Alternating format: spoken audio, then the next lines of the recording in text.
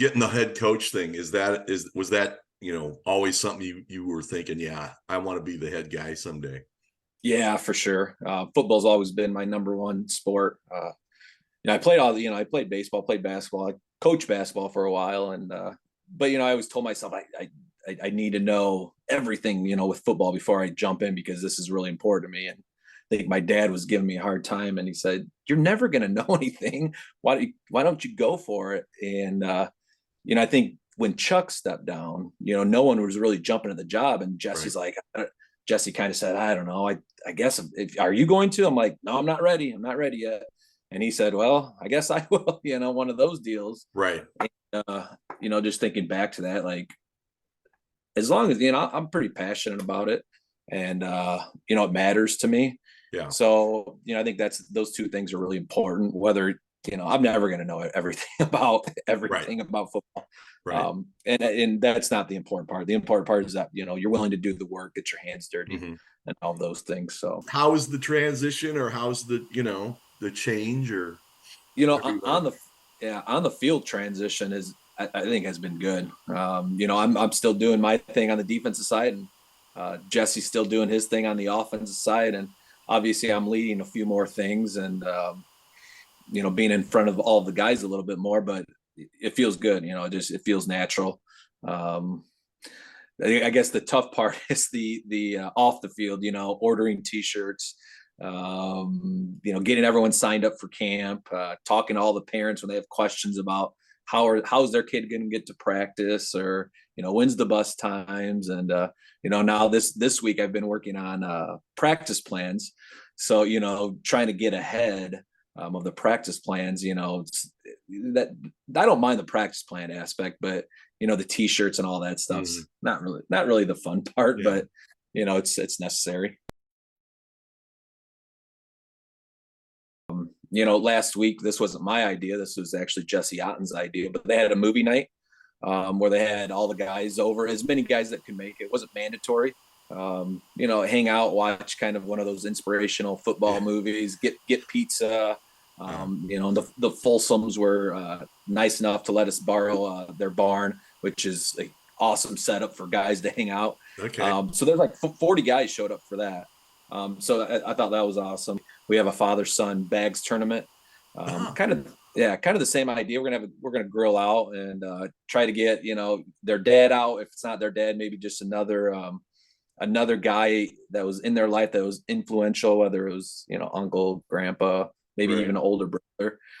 So I'm really excited for that. And then there's just kind of little things we're doing at practice that are just a little bit different. I don't know. I don't know if I want to call them chants, but different things to get the guys, just getting loud and getting kind of the emotions going at practice, try to get us fired up a little bit more. Some Yeah. things I've learned, whether that was at Morrison or as at Newman as a player. So I think those things are important. We definitely took some lumps having some of those younger guys in Yeah. there last year, but I think I don't know if it was week 6 or week 7. I was standing with one of the coaches, maybe Coach DeMay or Coach Foster, and we looked at our whole line. We're like, we have 5 starting underclassmen offensive Mhm. linemen, Yeah. and one of those was a sophomore, and we're like, and we weren't I thought we were about average on the line last year. Yeah. But with that being said, it's like this year when we're going through offense, it's like these guys know. Like I just feel like things have gone really smooth on the offensive side because of their experience, Hmm. um, and as well as I do, starts up front. Right. Uh, Yep. so I think that's been huge. But not even those guys. There's probably 3 or 4 other guys that started at different times throughout the season. Some because there was injuries, Right. but it's one of those things that, hey, you guys already played varsity ball. Like you've done this now. Now it's like your turn to do it full time. A couple guys that come off right off the top of my head, guys offensively that are just difference makers would be, Frankie Bouchaw, Okay. um, Jeremiah Koshevar, and then Dimitri Larson and Justice Huff. Those guys are those are our 4 offensive guys that I think are gonna at any point when they get their hands on the football can go the distance. Um, so those guys, definitely stand out. Eamon Barron on the Mhm. line. He was big for us last year, and he's just been committed to the weight room, which he has been since a freshman. Zeb Wicks and Luke Otten, those guys have been in the weight room nearly 100% of the time. And they're leading the way for our younger guys. So, I think the beauty of this team, which I told them, last year, it was Jace. Right. Everyone knew that it's Jace, and Yeah. even when Clay was healthy, Clay, I said, guys, they don't know you guys. I said that's not a knock on you guys, Right. but and I said to that extent, they don't know me either. Like we're coming in here and kind of with a chip on our shoulders, where I feel like we got something to prove, but I think we have good enough players that we can do it. We have a lot of good players. We don't have that one guy, in my opinion. Maybe someone will stand out. That would be that one guy. But I just feel like, we can get the job done by committee. Yeah. And I think it's huge. I think that's awesome. We're trying to, utilize where we think we have some strengths, versus maybe a lack of guys. Mhm. Not a big difference. We might just change up our fronts from time to Yeah. time a little bit. But I just think in the long run, that's going to make our defense a little more unpredictable. Your defensive strength, against the pass or the run, or does it matter? Well, I definitely think it changes from week to week. A few games last year, we just got beat up front, and they just kept running the ball, and they knew they could. So I think, my main goal is you got to stop the run. Okay. Stop the run and build off of that. But there's some teams like Orion that will definitely spread you out, and we'll try to pass the ball. So during that week, you probably spend a little bit more time, on your pass defense. Right. And I think this defense it's flexible. Again, it's not completely different from what we did last year. Just moving guys around a little bit. Right. But still, I think you got to stop the run, and then worry about make them pass it. Offensively, I mean, Jeremiah he finally got in. Morrison, right? Was the game he started, if I remember right? Yeah. So he's, obviously didn't get many snaps. He was out there, but so he's the guy. I mean, and then who else? You had Winkler that started a few last year for you too. Yeah. Will that be? I mean, will you bounce between them at all, or is it Jeremiah's job to lose, or?